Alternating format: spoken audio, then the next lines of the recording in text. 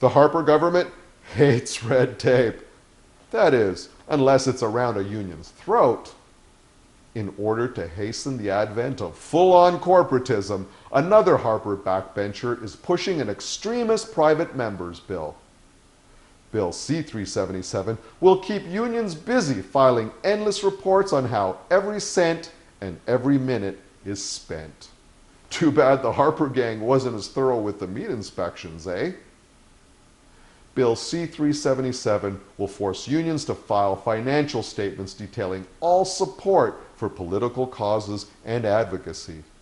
Union officers and employees will have to itemize the percentage of time dedicated to political activities or lobbying.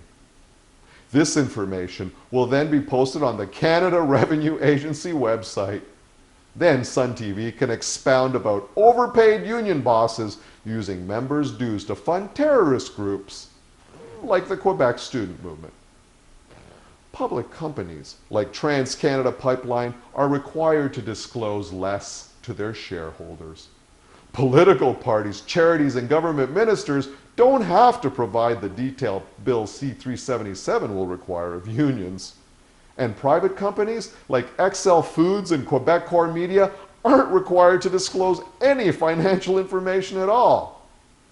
And you sure won't be able to get that kind of information about the taxpayer-subsidized Fraser Institute. Guess what? Associations of highly paid professionals like the Canadian Medical Association are exempt.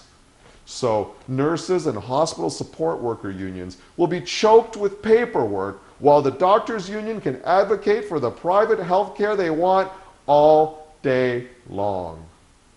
Unions, coincidentally, are the only institutions in civil society with the means to fund resistance against corporatism and exploding inequality.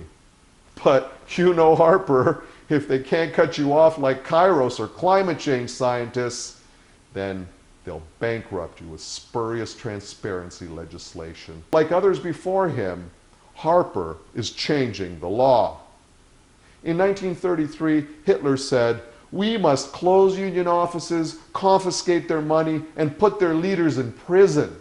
We must reduce workers' salaries and take away their right to strike." Well, Harper set the stage by depriving Air Canada and Canada Post workers of the right to strike. Then he legislatively reduced the salary offer Canada Post made to its employees in bargaining. That's 2 out of 5 of Uncle Adolph's concise plan for dealing with unions. Now, Bill C-377 will start the process of confiscating union funds and criminalizing union work. Every labor code in Canada already requires unions to provide financial statements to their members. But under Bill C-377, failure to comply with an onerous reporting regime will be a federal offense. Remember Martin E. Muller's poem? First they came for the trade unionists, but I didn't say nothing. Well, speak up now or stand up now, or shut up and wait for your boxcar. In Toronto, I'm Umberto da Silva, not Rex Murphy.